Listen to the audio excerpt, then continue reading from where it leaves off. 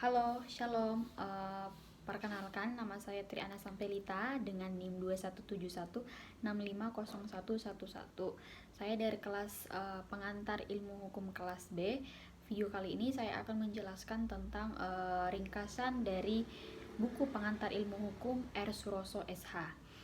Baiklah, yang pertama yaitu pengertian tentang pengantar ilmu hukum. Cross menuliskan dalam ilmu hukum bahwa ilmu hukum merupakan segala pengetahuan hukum yang mempelajari hukum dalam segala bentuk dan manifestasinya. Dan perpustakaan hukum mengenal ilmu hukum dengan nama jurisprudence yang berasal dari kata jus dan juris yang berarti hukum atau hak, sedangkan prudence berarti melihat ke depan atau mempunyai keahlian. Sejarah singkat pengantar ilmu hukum. Istilah pengantar ilmu hukum tidak tercipta begitu saja, namun mempunyai sejarah berdirinya. Pengantar ilmu hukum berasal dari terjemahan bahasa Belanda, yakni Inleiding tot de Rechtswetenschap. Istilah ini dipakai pada tahun 1920 yang dimasukkan dalam Hoger Onderwijswet. Di Indonesia sendiri, Inleiding tot de Rechtswetenschap telah dikenal sejak tahun 1924 dengan didirikannya Rechtschool atau Sekolah Tinggi Ilmu Hukum di Batavia, yang mana ilmu hukum dimasukkan ke dalamnya.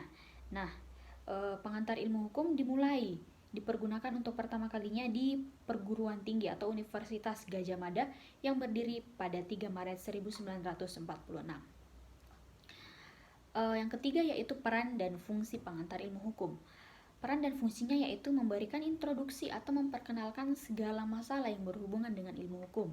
Yang kedua yaitu berusaha untuk menjelaskan tentang keadaan, inti, maksud, dan tujuan dari bagian-bagian yang penting daripada hukum, serta bertalian antara berbagai bagian tersebut dengan ilmu pengetahuan hukum. Yang keempat yaitu kedudukan pengantar ilmu hukum di antara ilmu sosial lainnya. Ditinjau dari segi disiplin ilmu hukum, pengantar ilmu hukum merupakan salah satu bagian dari disiplin hukum bersama-sama dengan yang pertama yaitu filsafat.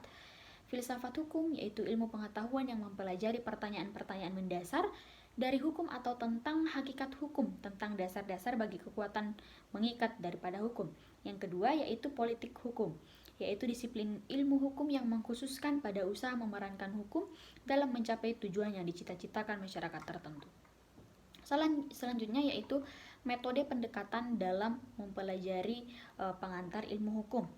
Yang pertama yaitu pengantar ilmu hukum merupakan sebuah sarana yang digunakan untuk memperkenalkan bagaimana ilmu hukum itu. Yang kedua yaitu pengantar ilmu hukum mempelajari hukum dari segi ilmiah secara sentral dan universal.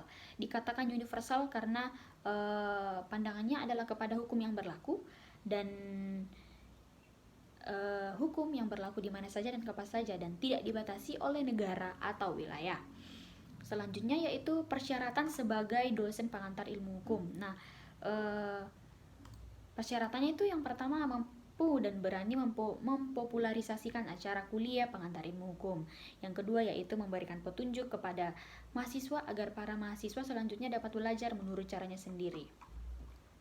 Hakikat pengantar ilmu hukum yakni sebagai suatu mata pelajaran adalah untuk memberikan dan menanamkan pengertian dasar mengenai arti, permasalahan, dan persoalan-persoalan dalam bidang hukum.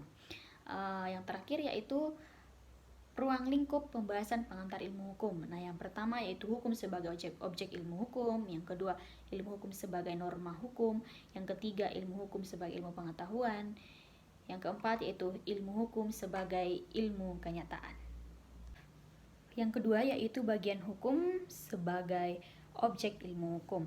Pengertian tentang hukum. Arti hukum dari segi etimologi yakni kata hukum berasal dari bahasa Arab dan merupakan bentuk tunggal. Kata jamaknya adalah alkas yang selanjutnya diambil alih dalam bahasa Indonesia menjadi hukum. Selain itu ada kata rect, berasal dari rectum atau bahasa Latin yang memiliki arti tuntutan, bimbingan, atau pemerintahan. Ada pula kata ius, berarti hukum, berasal dari bahasa Latin iubere, artinya mengatur atau memerintah.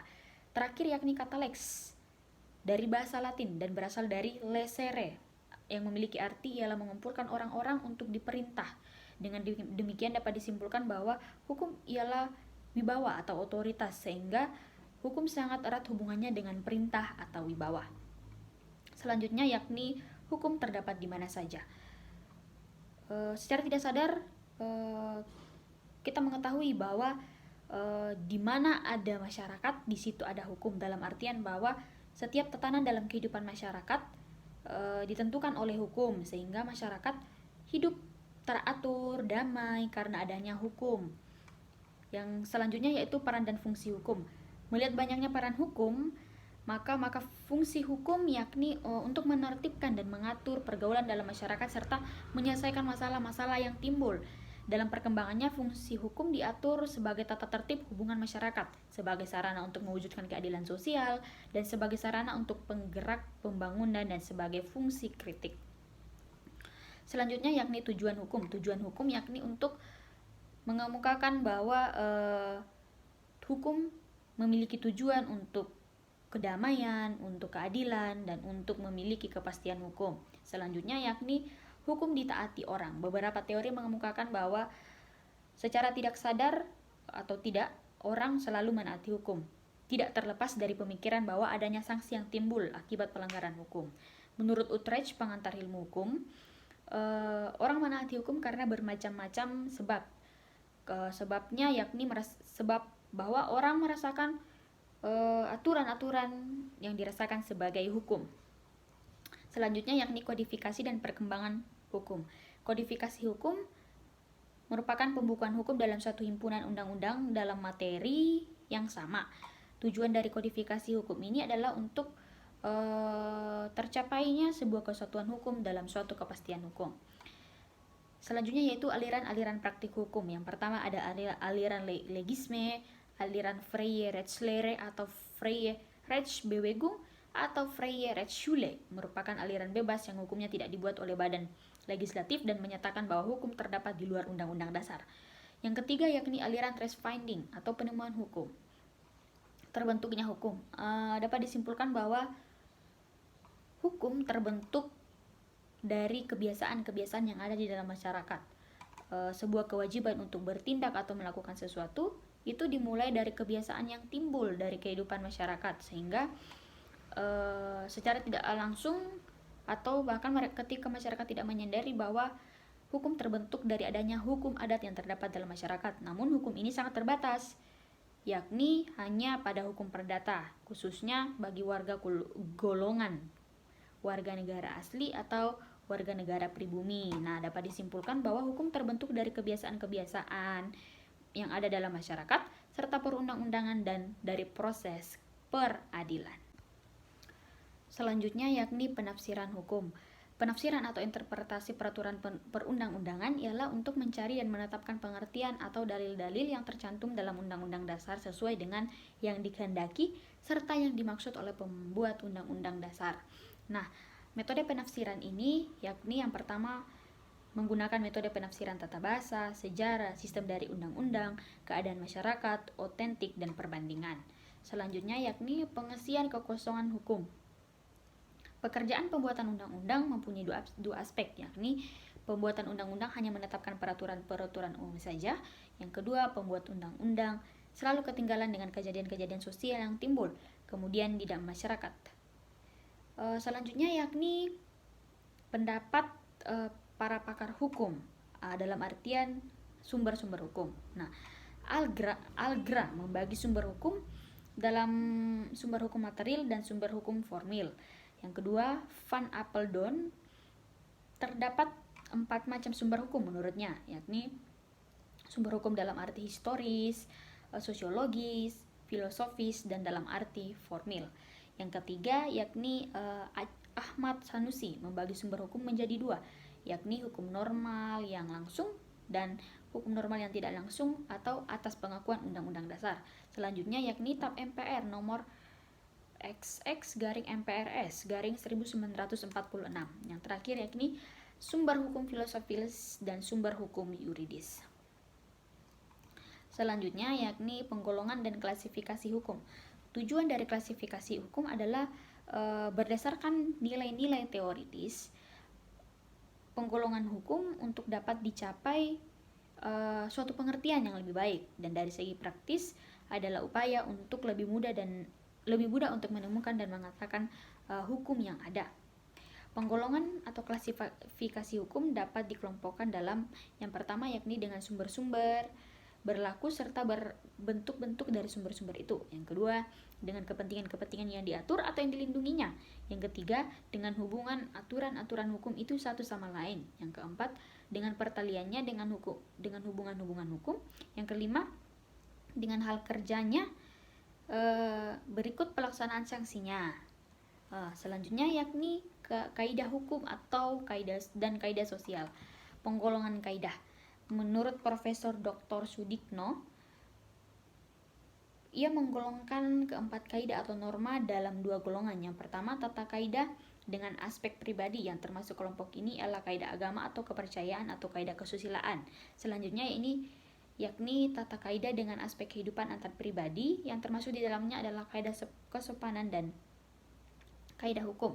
Nah, hubungan kaidah hukum dengan kaidah lainnya yakni untuk saling memperkuat atau hubungan untuk saling memperkuat, dan hubungan negatif yakni untuk melemahkan jika isi kaidah atau kaidah sosial lainnya saling bertentangan.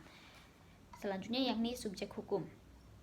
Subjek hukum merupakan sesuatu yang menurut hukum berhak atau berwenang untuk membuktikan perbuatan hukum, atau siapa saja yang mempunyai hak dan cakap untuk bertindak dalam hukum.